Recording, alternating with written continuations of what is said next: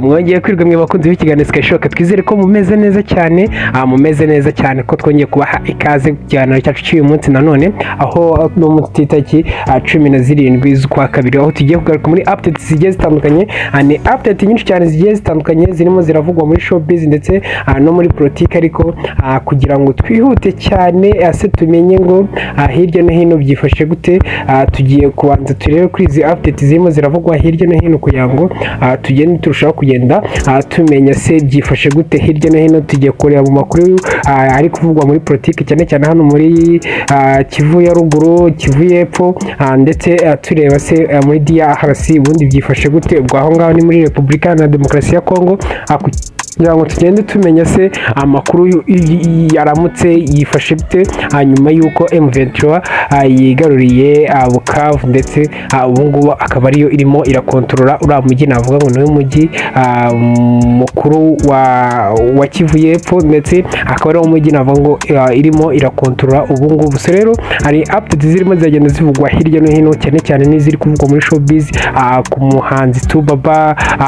ziri kuvugwa muri sinema ase David cyangwa se wamenyekanye nka Mavide we byifashe gute. Nyine amakuru menshi agiye atandukanye ngiye kugenda nkunyuriramo nkusomera kugira ngo byibuza tubashe kuba twacunguza uburyo umwete kugira ngo amakuru yose tubashe kuba twaya abumbanira mu kintu navuga ngo gito ariko yose arimo. Se rero turahera kuri ino nkuru iri kuvugwa kuri EFAS cyangwa se EFAS akaba ari sosiyete ifatanya na M23 cyangwa se ari ihuriro rifatanya na M23 muri ino ntambara barimo bararwana. So rero iyi nkuru iravuga ngo ihuriro rya EFAS na M23 ryatangaje ko ryiyemeje gutabara abaturage bo mu mujyi wa Bukavu ufatwa nk'umurwa mukuru w'intara ya Kivu y'Amajyepfo nyuma y'ibikorwa by'ubugizi bwa nabi n'ubwicanyi bakorerwa n'ingabo za Repubulika na Demokarasi ya Kongo. So rero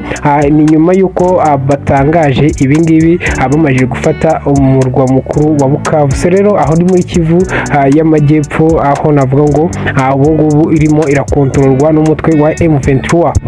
Another update ni updates ziri kuvugwa yuko ikigo cyo mu Busuwisi kiri mu bimenyerewe cyane ku isi mu bucuruzi bw'ibintu bitandukanye n'ubucuruzi bw'amabuye y'agaciro cya Gersol kigiye kuva muri Kongo, aho navuga ngo nago byashobotse ko cyahaguma kubera ko umutekano uriyo mukeya no watuma byibuza iki kigo gikomeza kuba cyakorera cyangwa se cyakomeza kugira imirimo gikorerayo yacyo ikinjiriza. So rero another update ni update ziri kuvuga yuko Perezida Kagame yashimiye Mohamed Ali Yusuf usanzwe ari minisitiri w'ububanyi n'amahanga wa Djibouti watorewe kuyobora komisiyo y'umuryango wa Afurika yunze ubumwe ayo bita AC.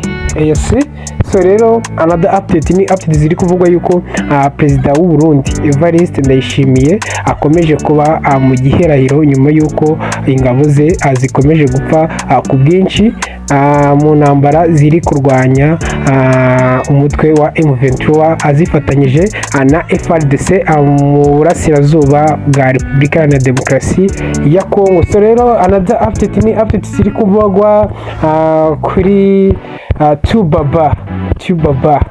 So ziri kuvugwa yuko umwunganizi mu mategeko navuga ngo Natasha wakoreshejwe na Two-Face uzwi ku izina rya Tubaba uwo bita Tubaba Idibia mu rubanza rwo kwaka gatanya hamwe n'umugore we uwo bita Ania Adibia bari bamaranye imyaka 13. Uyu munyamategeko yatangiye kugaragaza ko ari mu rukundo n'uyu muhanzi uri mu bakunzwe muri Niger cyangwa se muri Nigeria, ndetse ibi bibaye nyuma y'icyumweru kimwe uyu muhanzi abonye gatanya. Mu butumwa Tubaba yageneye abakunzi be yagize ati buri wese azaba ameze neza. Nyakubahwa Natasha ni umukobwa ukiri muto w'umuhanga kandi nta sano na gato afitanye n'ibyabereye hagati yanjye na Ania. uwo akaba ari umugore we yagerageje uko ashoboye nk'umwunganizi mu mategeko biranga yego Natasha ndamukunda, ndashaka kumugira umugore akambera umugore w'ibihe byose cyangwa se w'ubuziraherezo.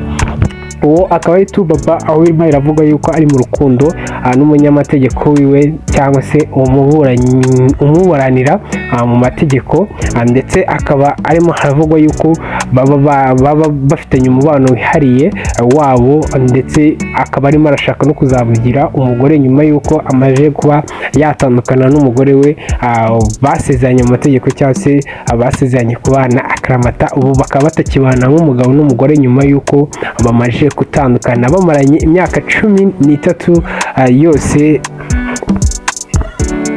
uwo bita Turatsinze David umaze kumenyekana nka Mavide muri sinema cyangwa se muri comedian nyarwanda, aho uyu nguyu yabarizwa muri Nyakiso comedian. uwo akaba ari we witwa Turatsinze David wamenyekanye ku izina rya Mavide muri Nyakiso, aho harimo haravugwa yuko ngo nawe ari gutegura season yiwe cyangwa se arimo arategura filimi yiwe y'uruhererekane, aho navuga ngo ni filimi izaza irimo abapatina nka Sankara, kubera ko bose barimo barayitegurira hamwe. so rero inkuru inavuga yuko Turatsinze David umaze kumenyekana nka Mavide muri sinema nyarwanda no mu gutera urwenya, yatangiye gushyira hanze filimi ye bwite yise My Reason, aho navuga ngo ni filimi arimo arateguza cyangwa se arimo arategurira abanyarwanda kuzabaha vuba aha ngaha, aho navuga ngo arimo arayifatanya n'umusobanuzi cyangwa se uwo twakunze cyane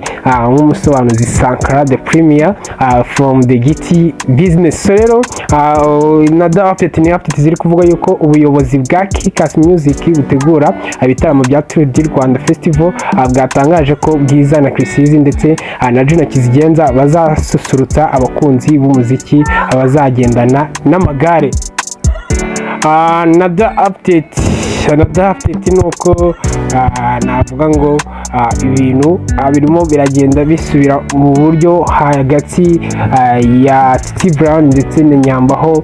navuga ngo urukundo rwabo rurimo rurabasha kuba rwakongera kureactinga, then rukaba rwabasha kuba rwakongera kwerekanwa nk'uko byahoze nyuma y'uko bamaze gutegura filimi yabo bagiye kuzahereza abanyarwanda cyangwa se ababakunda bise ngo ni Win Loves, aho navuga ngo ni Love Wins nanone, ariko bigaterwa na axe yawe y'ukuntu wabyumva. amaso rero nizo update niyo ufite for right now. yari Sky again, yari Pablo Papita Patrick Makanti Grekas Copisto, tuze kuba twabonana mu zindi update z'ubutaha. Ciao ciao.